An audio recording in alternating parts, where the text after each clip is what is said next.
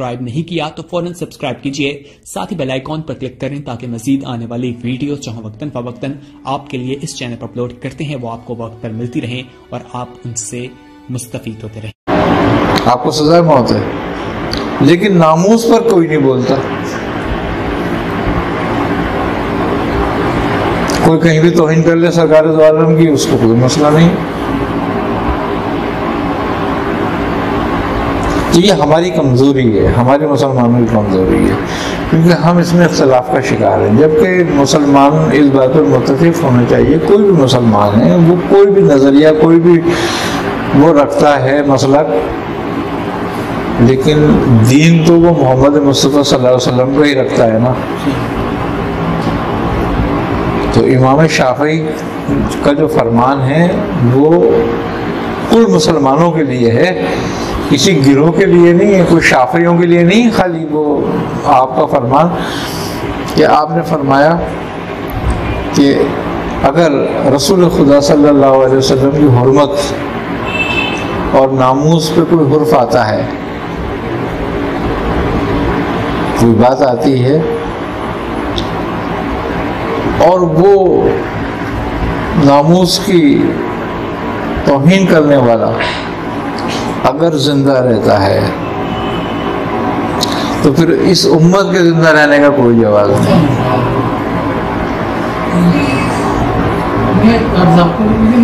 जो छुट्टे जैसे देवबंद मसला मसला है, इनका छुट्टे लोगों से मिले तो उनके जहन बहुत छोटे थे, एक तरफ बात हुई, लेकिन मसला बहुत आसान अल्फाज का है और सब लोग बैठ के बैठे तो वो हाँ सही इन गाँव का चौधरी या बड़ा भाई या बस दे दिया कोई मांगा नहीं। तुम्हें अगर ये सोच फैलाई गई है तो जब देखो, एक बात ये समझ लेनी बात कि नबी करीम सल्लल्लाहु अलैहि वसल्लम एक आम आदमी की तरह है, तो ये भी गुस्ताखी है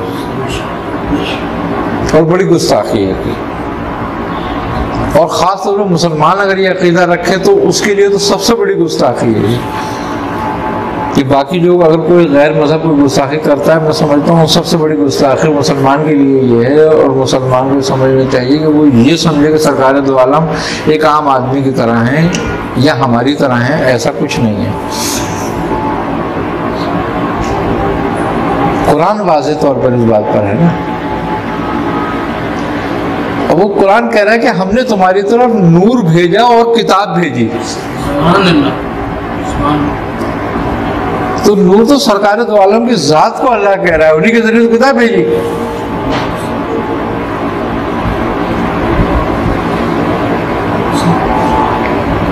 और फिर वो कहता है तुम्हारी तरफ हमने डराने वाला भेजा, बशारत देने वाला भेजा। अब वो तुम्हारी तरफ तो नहीं है।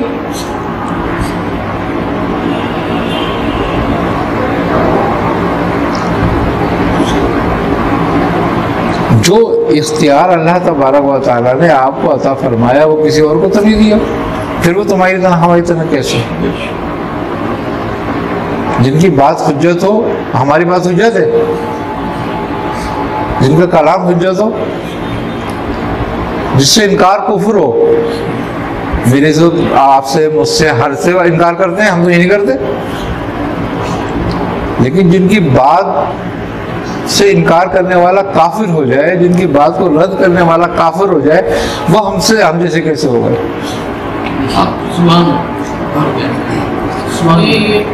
जिन्नातों के अंदर भी गुस्ताखों का मामला रहा है। गुस्ताख जिन्नात रहे और जिन्नातों ने कत्ल किए गुस्ताखों को, बाकायदा जंगे लड़ी हैं। और जिन्नात हम तुमसे ज्यादा एहतराम करते हैं आप सरकार आलम का, इसीलिए तो आपको सकलैन कहा गया है कि आप रसूल हैं जिन्नातों के और इंसानों के। और जिन्नात और इंसानों के आपका रसूल होना तो एक अलग बिल्कुल बात है। एक आप तो दुनिया की कायनात की हर मखलूक के रसूल हैं, क्योंकि रहमतुल आलमीन कहा कि आप आलमों के लिए रहमत है, तो आलमों के लिए रसूल भी हैं आप, रसूल आलमीन हैं आप फरिश्तों को भी रसूल हैं, आप तहतु ज़रा से भी रसूल हैं और आप अर्श अज़ीम के भी रसूल हैं। انسان کیا چیز ہے؟ اب دیکھو نا، اس کی تو آپ کی حیات مبارکہ میں باتیں ہیں کہ اونٹ آپ کی بارگاہ میں آتا ہے، آپ کے کان میں کہتا ہے، کچھ اپنا مسئلہ بیان کرتا ہے، لوگ پوچھتے ہیں کہ حضور یہ کیا کہہ رہا ہے، تو آپ فرماتے ہیں کہ یہ کہہ رہا ہے کہ ساری عمر میں نے اپنے مالکوں کا بوجھ ڈھویا ہے اور اب وہ مجھے قتل کرنا چاہتے ہیں اور میرا گوشت کھانا چاہتے ہیں، میں آپ کی پناہ میں آیا ہوں، مجھے بچا لیجیے۔ تھوڑی سی دیر کے بعد اس کو مالک بھی ڈھونڈتے ہوئے آ جاتے ہیں اہل عرب، اور وہ آپ ان سے پوچھتے ہیں، وہ کہتے ہیں یا رسول اللہ یہ ہمارا اونٹ ہے، تو آپ کہتے ہیں کہ یہ تمہاری شکایت کر رہا ہے اس وجہ سے، تو وہ کہنے لگا بالکل اس نے ہماری خدمت کری ہے، ہم یہی چاہتے تھے اس کو کاٹ دیں، اور یہ بھاگ لیا۔ تو آپ نے اس اونٹ کو خرید لیا اور خرید کے اس کو آزاد کر دیا، تو اس نے دعا کری آپ کے لیے، آپ کے کان میں اس نے کچھ کہا، آپ نے آمین فرمایا، پھر آپ کے کان میں کہا، پھر آپ نے آمین فرمایا، پھر جب تیسری بار کہا تو آپ کی آنکھوں میں آنسو آ گئے۔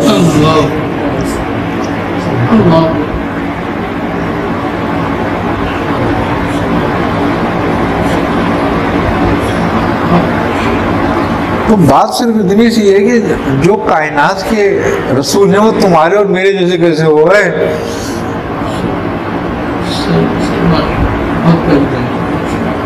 ہاں، تو یہ گستاخی ہے مسلمانوں کی ایک، تو جو مسلمانی گستاخ ہو جائیں،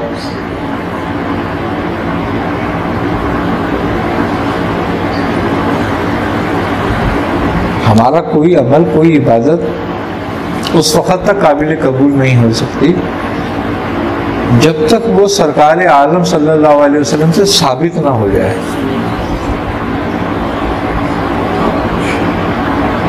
تو پھر وہ ہم جیسے کیسے ہوگا؟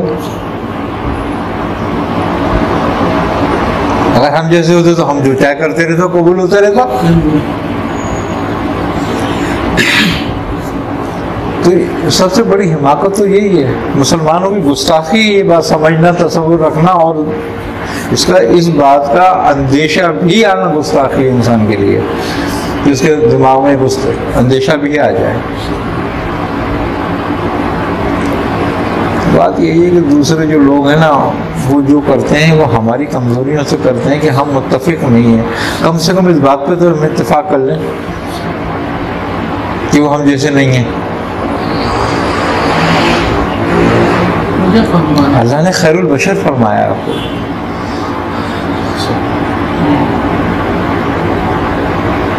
آپ رحمت للعالمین ہیں، میں یا تم رحمت ہیں کیا؟ ہم تو لوگوں کے لیے رحمت ہیں۔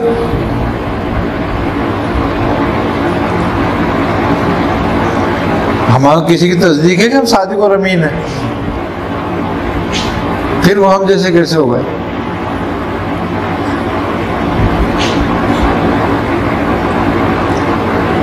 بات یہی ہے ساری کہ ہم یہ امت میں بہت لوگ ایسے ہو گئے جو بنی اسرائیل سے بھی آگے بڑھ گئے۔ ہاں، یہ وہی لوگ ایسے ہو گئے کہ جو وہ اپنے انبیاء کی توہین کیا کرتے تھے اور انہیں شہید کیا کرتے تھے، ایسے ہی یہ لوگ ہو گئے۔ اور آپ نے سرکار عالم میں پھر ایسے لوگوں کی بشارتیں بھی تو دے دی نا اپنے ہاں، جو بھی آپ نے فرما دیا تھا۔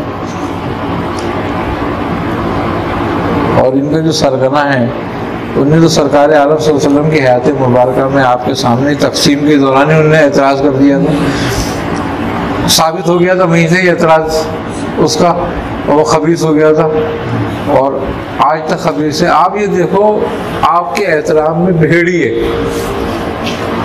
ایک واقعہ ہے سرکار عالم صلی اللہ علیہ وسلم کی حیات مبارکہ کے، جب آپ مدینے گئے اور آپ نے وہاں پر قیام فرمایا مدینے میں، تو مدینے میں بھیڑی آ گئے کچھ آپ کی بارگاہ میں۔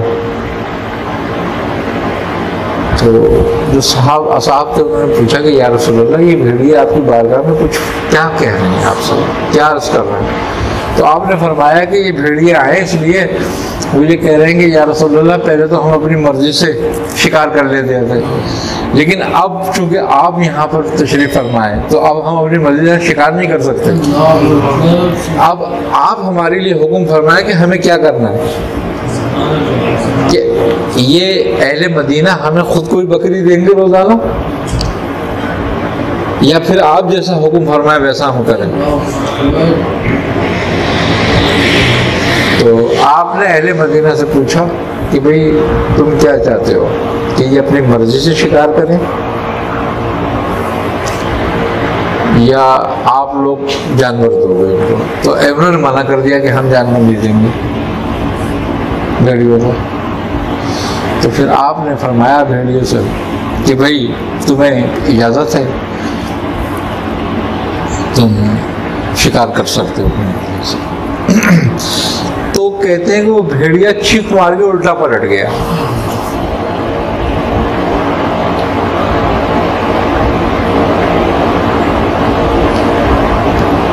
اور وہ آہو بکا کرنے لگا. تو صحابہ کرام نے کہا یا رسول اللہ یہ کیا ہوا؟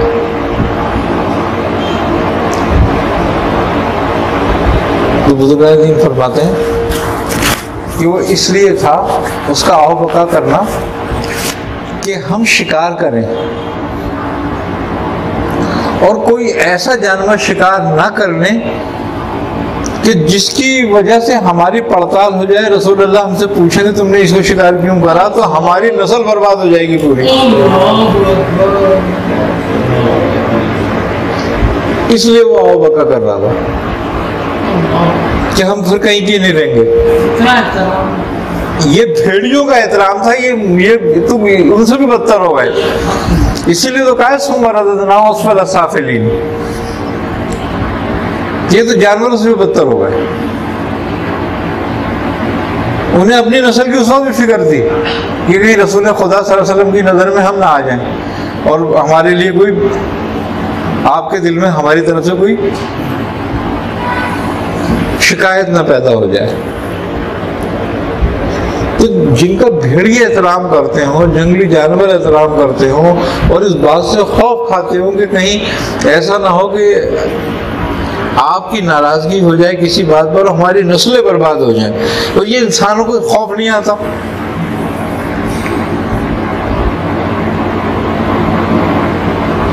تو پھر وہ ہم جیسے ہو گئے. ہے کوئی ملا ایسا جس کے ان خبیثوں کا کہ جس کے پاس بھیڑی آئے ہوں پوچھنے کے لیے؟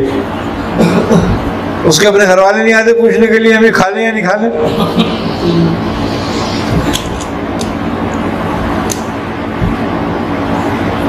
بات صرف اتنی سی ہے. پھر پتہ نہیں کہاں کس حال کس دنیا میں رہ رہے ہیں ہم.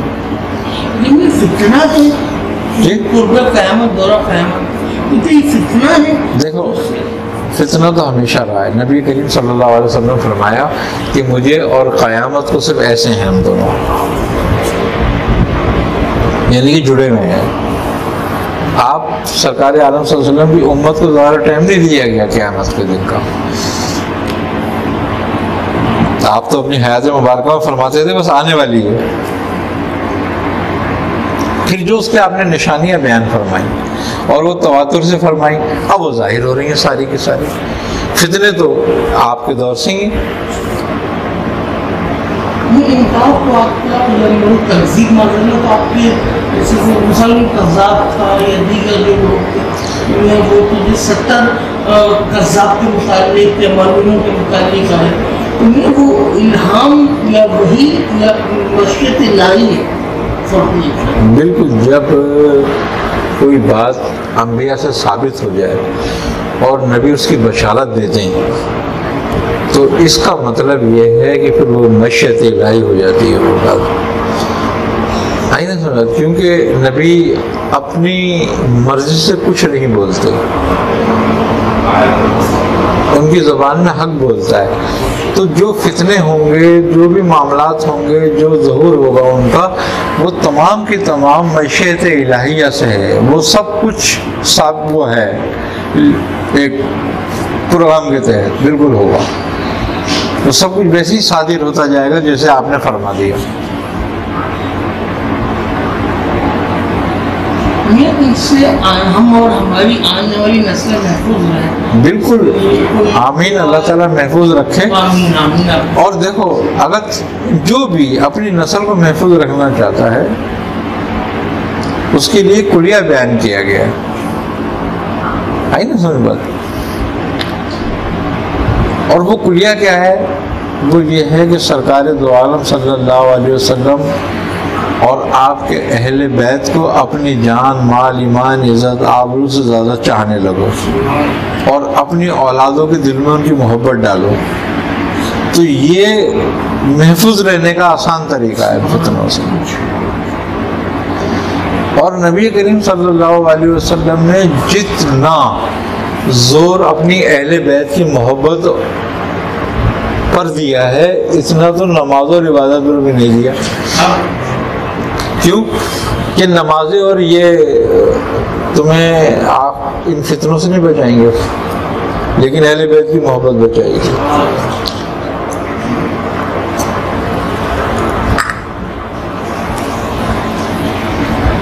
آپ نے فرمایا کہ جب فتنوں کا دور آئے، آپ حضرت عمر کے بارے میں آپ نے فرمایا کہ جب تک یہ شخص میری امت میں موجود ہے فتنے سے نہیں اٹھائیں گے. حضرت عمر تو فتنے نہیں اٹھیں گے. پھر آپ نے فرمایا پر فتن دور ہوگا اس کے بارے میں، اور ان فتنوں سے بچنے کے لیے علی جہاں ہوگا حق وہیں ہوگا.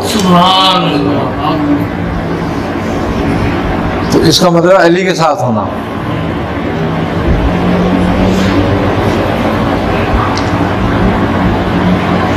تو یہ بات کلیہ ہو گئی کہ اہل بیت کے ساتھ رہنے والا ہی ان فتنوں سے بچے گا.